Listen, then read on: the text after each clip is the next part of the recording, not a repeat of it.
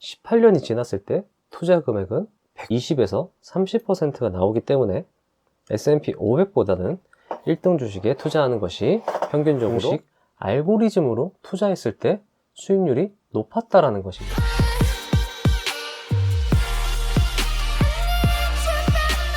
주식 투자 성공 공식, 내일의 부 조던 김장석 님의 청기 누설, 마이크로소프트와 애플, 나스닥.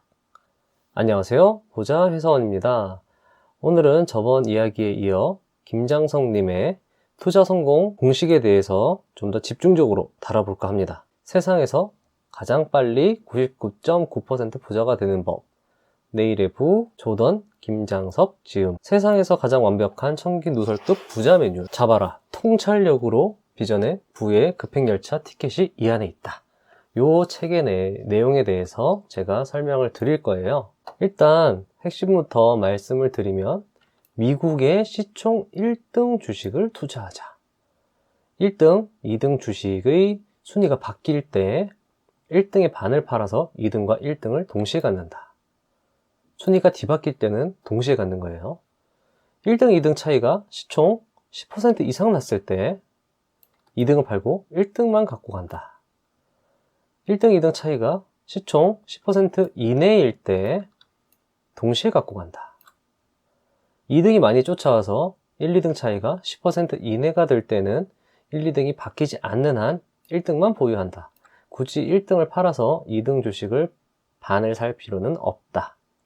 공식이 너무 명확해서 아마 여러분들이 에이 뭐야 이게 라고 생각하실 수는 있겠지만 뒤에 얘기를 들어보시면 이 이야기가 상당히 신빙성이 있고 실제로 김장석 님이 이 투자 공식대로 투자를 해서 많은 돈을 벌었다고 또 얘기를 하시니까요. 한번 계속 들어보시죠. 나스닥 기준 마이너스 3%가 뜨면 보유 주식을 전량 매도하고 22거래일 한 달 동안 TLT를 투자하거나 또는 현금 확보를 해라.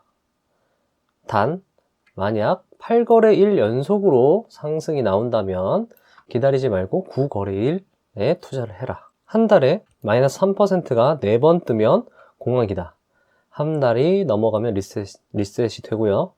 고점 대비 마이너스 30, 마이너스 50, 마이너스 70% 구간에서는 자산의 10% 규모로 분할 투자하라고 하십니다. 마이너스 3%가 2달 연속 뜨지 않으면 공황의 끝이다 라고 말을 하시는데요. 자, 그렇다면 이제 위 공식이 어떻게 만들어졌는지 면밀히 살펴보겠습니다. 왜 나스닥인가? 우리가 주로 보는 미국의 주가 지표는 3가지 정도가 대표적인데요. 다우, S&P 500, 나스닥이 있습니다. 다우지수나 S&P 500은 30개나 50개 정도의 기업을 지수로 만든 것이기 때문에 왜곡이 발생할 수 있는 가능성이 있는데요. 모든 기업을 지수로 포함하는 나스닥이 기준으로 적절할 것 같다라는 것이 저자님의 판단입니다. 그렇다면 왜 미국 1등 주식인가? 왜 그럴까요? 1등 주식의 1년 평균 수익률이 30%가 된다라고 저자는 말하고 있습니다. 공황이 아니라면요. 연 30%씩 복리로 만약에 계산을 하게 되면 18년이 지났을 때 투자 금액은 100배요.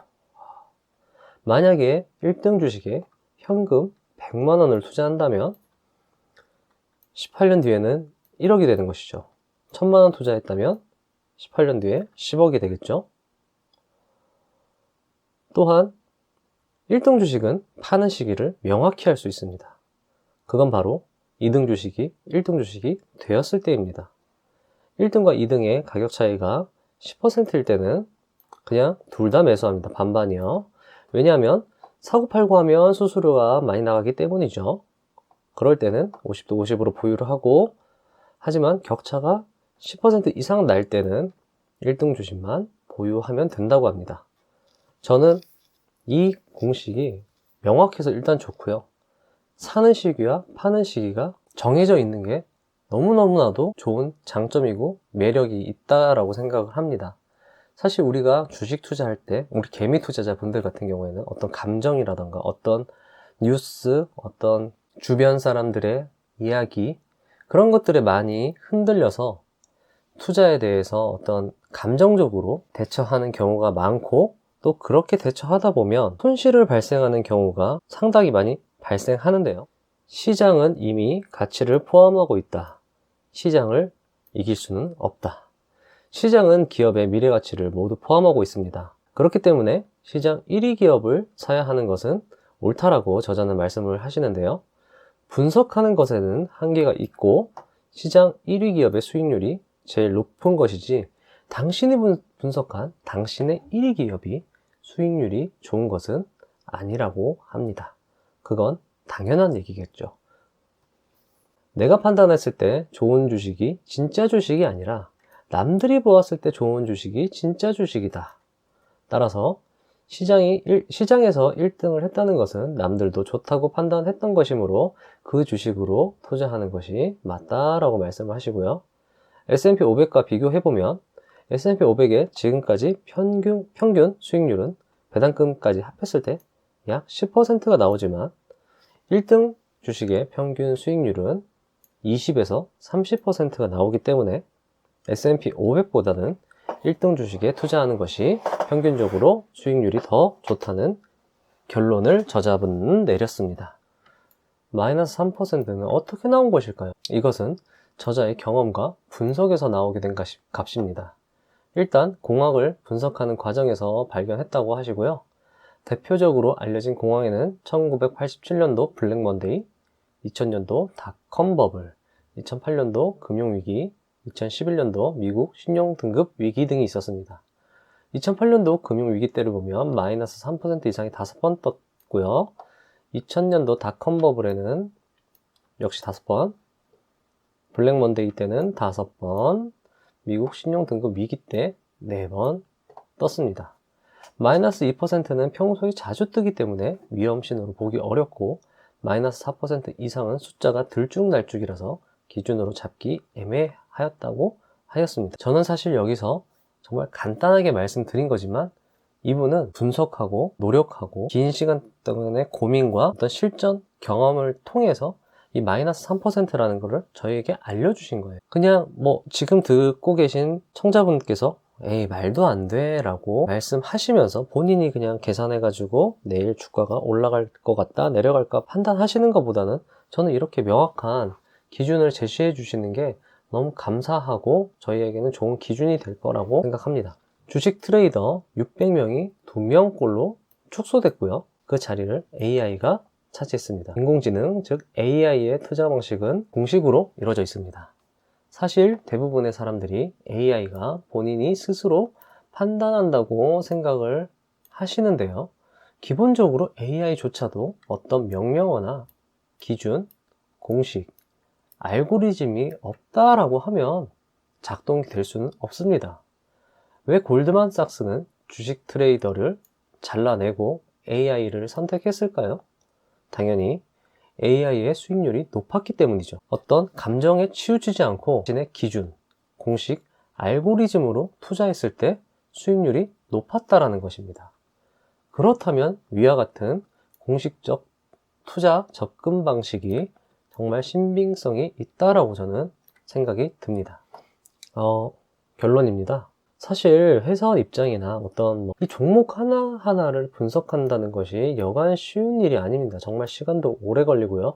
그 예측이 맞았는지 틀렸는지도 판단하기 너무 어렵습니다.